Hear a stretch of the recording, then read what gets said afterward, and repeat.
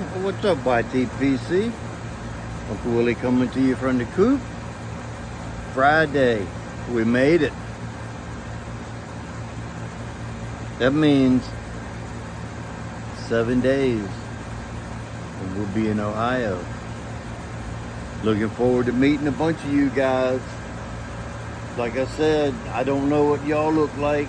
You know what I look like? Come up and say hi. I got a bunch of brown bogey people to try. We get out there in the smoking area. I'm sure they got one. We'll give it hell. Gonna have some other blends and stuff too. I'm sure other people will. It'll be like a smorgasbord in some places out wherever the smoking area is. But anyway, I have reached 400 subs. Yay me. So I want to thank all of my subs. From my first one, which my first sub was Scott at the 16th day. Y'all may know him nowadays as Tramper Scott. Thank you, Scott. He was the very first person that watched my very first video for the first time and gave me a shout out and sent quite a few people over my way. The first day I had over 25 subs thanks to Scott, and I still appreciate his loyalty and friendship that I think we have created through the YTPC. So again, Scott, thank you very much. I'd like to thank my latest subscriber for subbing onto my channel. And Facebook or YouTube just happened to put his name down this time when I got a new number and a new subscriber. And it's Eric Holdman. Thank you, Eric, for jumping on board. Hope you find some good content in the future to stick around and keep watching. Hope to see you in the comment section, interact with you. And if you're going to the pipe show, come up and say hi. So since I hit 400 subs, I will be doing something, but it's gonna be after the pipe show for a couple reasons. First reason is there's like 2 or 3 galls going on right now, and it's just busy. There's a couple people that I've done VRs for, and other people have done VRs for channels that I'm not subscribed to, but I've seen them do a VR for other people's galls. So I'll be doing one after the pipe show. So the reason one is because there's so many other galls going on right now. I don't want to add into and have it so many going on that people forget who's who and what's what. So let it settle down a little bit. Hopefully I'll find something at the pipe show for a prize to include in the prize pack. I already have an idea of what I'm going to do, but it's not going to be no big announcement and all that. It's for the subs. It's for my subs. And I don't particularly care to get new subs just so they can win a prize, because I want to give another thanks to the subs that I had that left, because I think they were nothing but gall hunters anyway.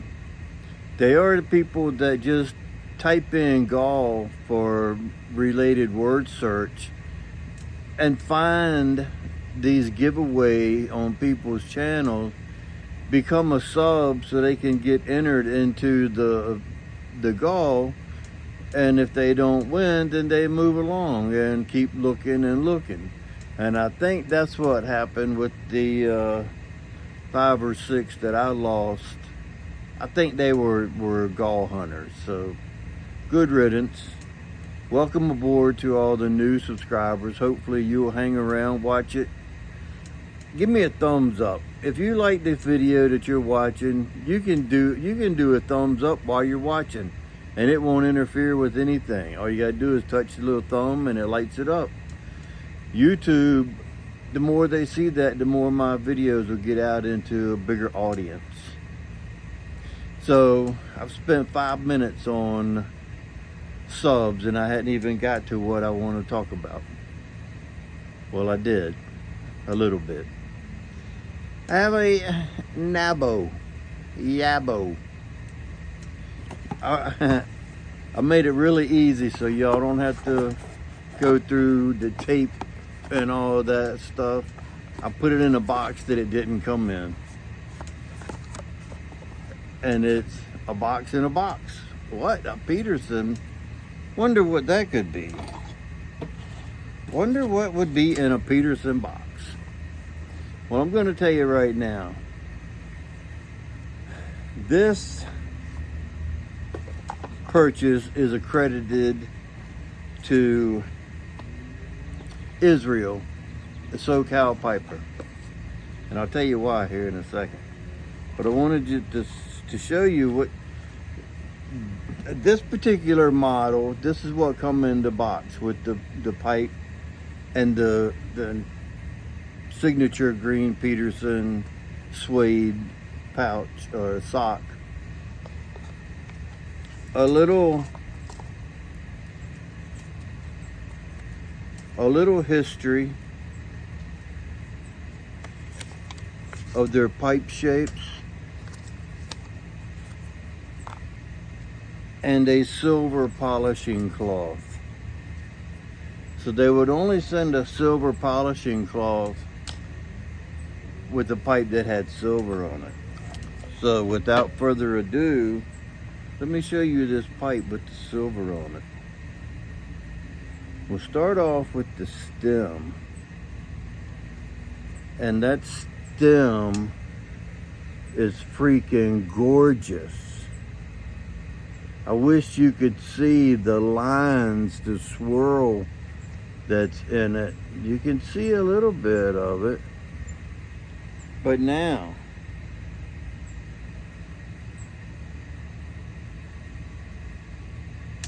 look at that rim. You can see yourself in it. You could be like a spy and use it and see behind you. Be like, oh, somebody's sneaking up behind me. This is the shape B10. This is in the New Grange spigot line. I've been eyeballing 13 pipes that I think it's a 606 that he has. I've been eyeballing that, and that's a New Grange, and I really like that. And when Israel showed off his B10, and I forget which line he got it from, but when he showed off his, and I think his was sandblasted as well. When I saw his, I was on a hunt for the B10. I saw a couple, but none ever caught my eye for it to be something that I wanted to purchase. They were nice pipe. I enjoyed looking at the shape, but they just didn't do it. You know what I mean? Sometimes sometimes you just don't get that feeling where you're like, I'll probably be happy with that pipe, but that just really ain't what I want. When I saw this one the other night, I was like, bam, that's the one I want.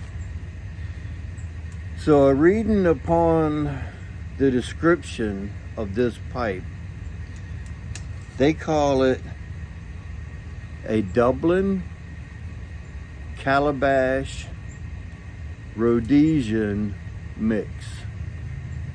So it's like a love child of those three pipes. So it's got like semi-Calabash look, semi-Dublin look, and semi-like Rhodesian. I can dig it. And I think that's all I got for that, except for what I'm going to smoke in it. And now what I'm going to smoke in it, Oh, but look how shiny that thing is. They already polished this baby up, and this stem is just absolutely gorgeous. Fits in the mouth perfect, easy to hold. It's just a great purchase all the way around. So what I chose to smoke in it is actually something kind of neutral. And the only reason I'm smoking it because of it being neutral is because it's a new blend, and I've smoked one bowl out of it, and I want to smoke another bowl in a different pipe and see how it reacts in a different pipe. This is the Semois, and this was that brick that I bought, 3.5 or 3.75 ounces. I forget now. It's like 3.5 ounces. So this is what it looks like untinned.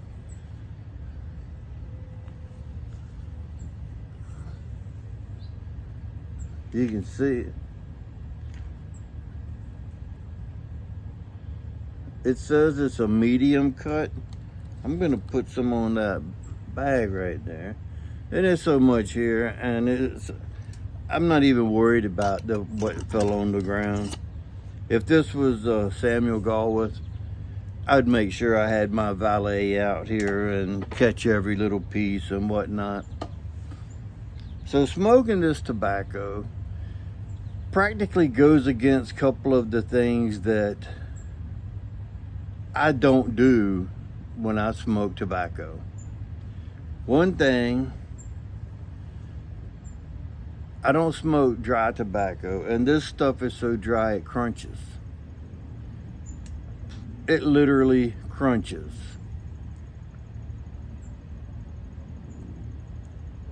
And you have to pack it tight.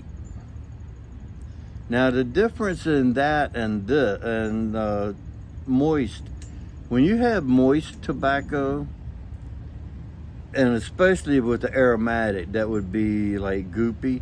But if you have a moist tobacco, with or without a topping or a casing, either way, if you push down on it too tight, and then you draw, and you pack it too tight, it's not that hard to pack it too tight. That you can't get a draw. It like blocks up, and that's because the moist tobacco, when you push it down, the moist tobacco does this. It just pushes down together. Even if it was on top of each other, you push it down and pack the bowl, it goes like that. So there's no airflow going through a tight packed bowl of moist or regular tobacco.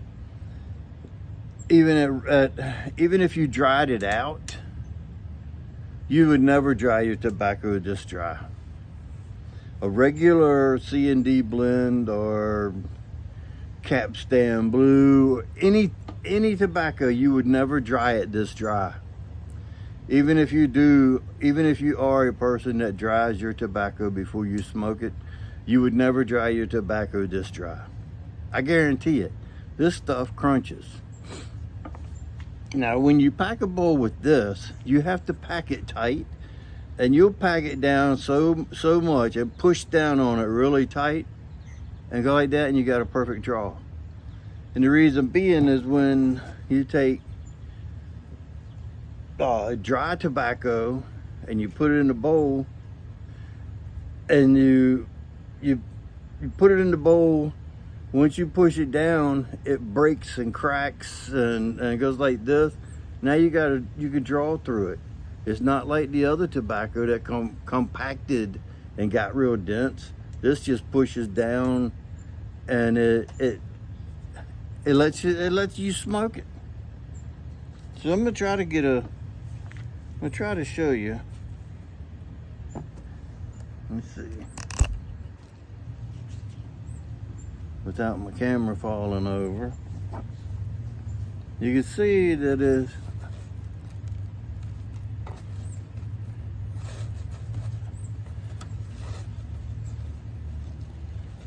So I'm just gonna start cramming it in here.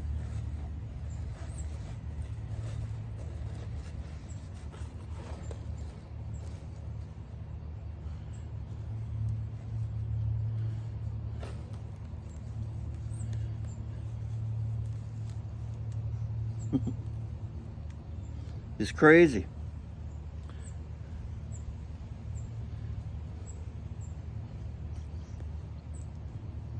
It almost draws like I have nothing in the pipe. And look, I'm pushing down on that. I'm packing it.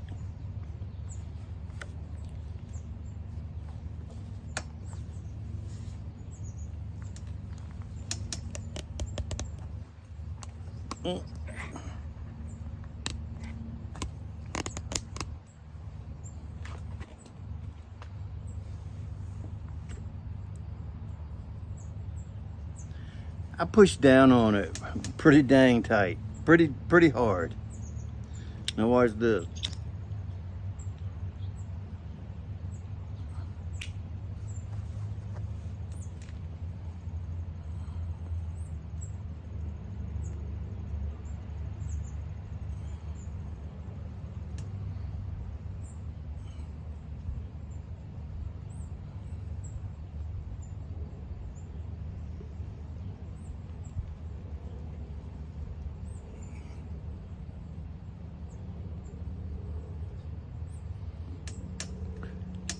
It only blooms a little bit.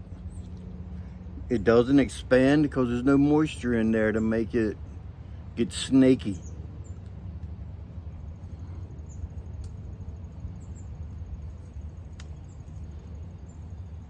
Look at that. And you saw that was just a little light. That's because it's so dry that it burns that good or bad. Now the thing about it, you tamp it different, because when this burns down and you need tamping, you've got to tamp it to keep it tight and pushed together in there. You don't just push the ash down like you typically would. You tamp the whole bowl. I smoked a bowl the other day, and I never relit it.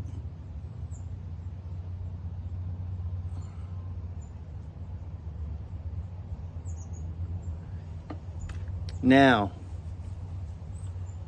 I'll tell you what I get from this tobacco. And it's not a lot. It's not a lot at all.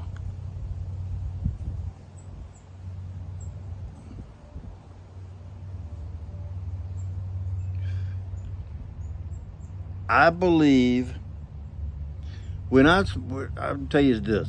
When I smoked cigarettes years ago, I had rolled my own cigarettes before, and there was a brand called Top. And this is the way the tobacco looked, but it was moist. I think if you were to take some of this and rehydrate it, not a lot, but rehydrate it a little bit, you could roll it up in a rolling paper and have a cigarette. You could smoke this as a cigarette. This is for somebody that smokes cigarettes and they want to stop cigarettes and get into a pipe. Well, this here is a cigarette in a pipe, in my opinion.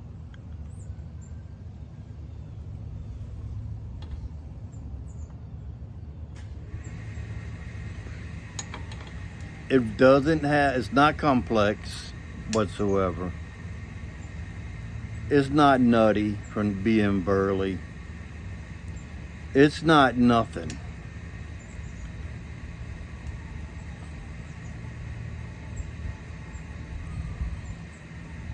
But whatever it is, it's not bad. It's just a plain, straight tobacco right across the board. There's no, oh, I taste this or that, and there's no, straight across the board. That's all it is. One dimensional. It's like kind of like a dried out haunted bookshop. Well, haunted bookshop isn't really complex either. That's like a one-dimensional burley tobacco. That's what this is. Just a plain tobacco. If you smoke burleys, and I'm going to reference this with Dave, St. David's Pipe, he might like this because it's something to smoke when he's up in the morning drinking a pot of coffee and he has to have 4 bowls of tobacco to get his day going. This might help him in the morning, but it's kind of pricey, which I really, not really. It's pretty much the same. It's just you get more in a pouch or a brick. The last time I bought brick tobacco was was like in the 80s, and it came from Mexico.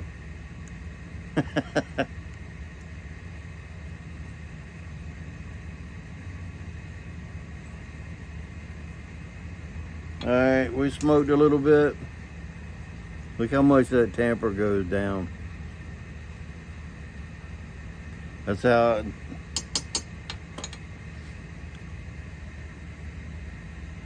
still smoking.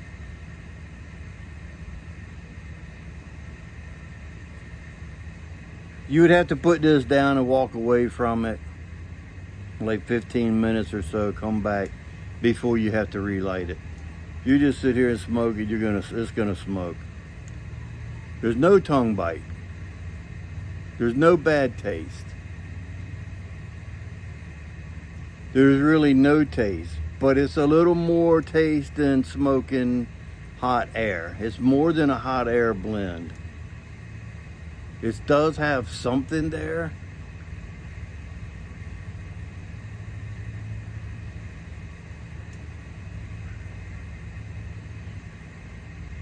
No tongue bite, like I say, and I've been chooching on it and just both.